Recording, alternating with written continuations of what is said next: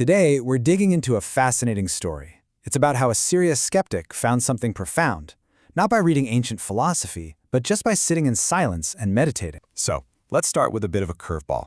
Picture this. You're at a silent meditation retreat, trying to find some inner peace, and the one thing you can't get out of your head is this.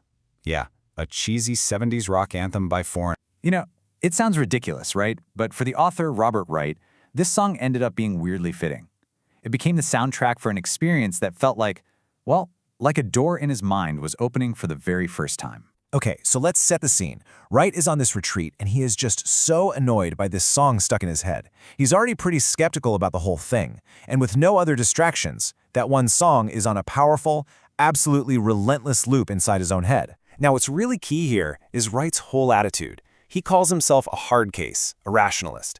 He actually believed you should beat yourself up when you make a mistake. I mean, how else are you going to learn, right? So this constant advice to not be hard on yourself, it just grated on him. And that makes what happened next even more incredible. So, let's talk about how he finally came face to face with his own inner critic. Because during one of these meditation sessions, something just shifted.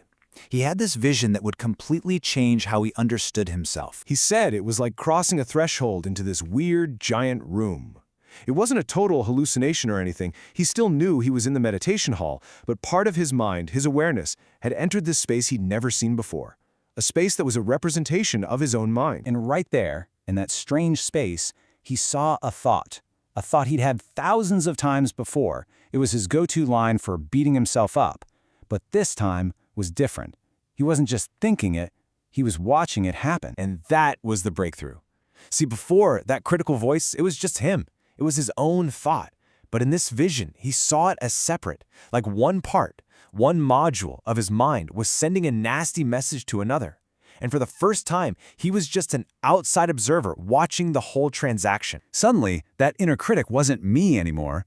It was just some guy, a module in his head. And he could finally ask, who the hell is this guy anyway? Why should I listen to him? The sense of distance was so real, so powerful, it brought him to tears of pure relief. So it sounds like the perfect ending, doesn't it? He had this massive, life-changing breakthrough. He found this high spiritual plane. Problem solved, he gets to live happily ever after, right? Well, actually, no. In fact, the intense blissful feeling wore off, and he even admits that he only started beating himself up a bit less. The idea that he'd found some magic button to get back to that enlightened state whenever he wanted, that, in his words, was totally naive. Which, of course, brings up the obvious question. If it wasn't some magic cure, why keep doing it?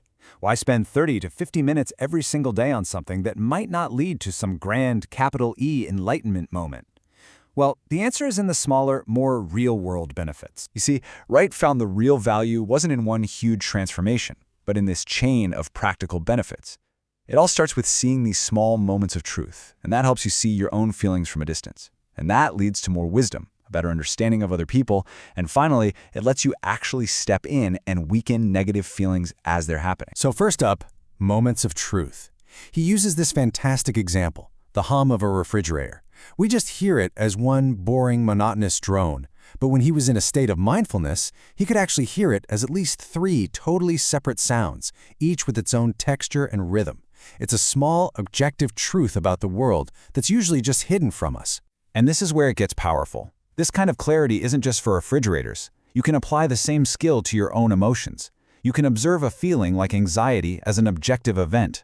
Where is it in your body? What's its texture? You look at it just like that refrigerator hum. And when you see it as an event, not as you, its power over you starts to fade. So you can see how this reframes the whole goal of the practice. It's not about waiting around for some huge, life-altering lightning bolt of enlightenment. It's about something much more grounded, much more attainable. Here's the big shift in thinking. The goal isn't to reach some mythical state of capital E enlightenment someday. No, it's a gradual process. It's about becoming a little bit more free, a little bit more clear-headed, day by day. And what's really cool is that it becomes this amazing positive feedback loop. The less you're gripped by feelings like stress or anger, the more clearly you can see the world and other people. And the more clearly you see everything, the less you react with stress and anger in the first place. Each one reinforces the other. Now let's zoom out a bit, because this whole practice points towards something much deeper, like an underlying structure to reality. It suggests there's this kind of unseen order that actually connects the most important parts of our lives. Wright makes the point that this totally secular practice, it actually fits William James's classic definition of religion, believing there's an unseen order and figuring out that our greatest good comes from getting in harmony with it. And this reveals a pretty amazing three-part alignment. The practice suggests that when you see metaphysical truth, how things really are, it helps you see moral truth. And seeing both of those things, well, that leads directly to your own happiness by reducing your own suffering. The claim here is huge, that truth, morality, and happiness are all structurally linked. There's an ancient Buddhist word for this incredible alignment, and it's dharma. What's so amazing about dharma is that it means both things at once. It's a description of reality, the truth of how things are, and it's a prescription, the way you should live to be in harmony with that truth. It's one word for the meeting point of truth, morality, and happiness. So, in the end, the goal isn't just any kind of happiness. It's to achieve what Wright calls a valid happiness. A happiness that has a solid foundation, because it's based on seeing the world and yourself in a truer, clearer, and frankly, kinder way. And all this leaves us with one last pretty provocative thought. Wright argues that these tools for clearing our own minds could actually be essential for solving our biggest global problems, which so often come from distorted, tribal ways of seeing things. I mean, if one person can start to change their own inner world, what happens when lots of people do? Maybe the path to saving the world really does start with something as simple as seeing it and ourselves a little more clearly.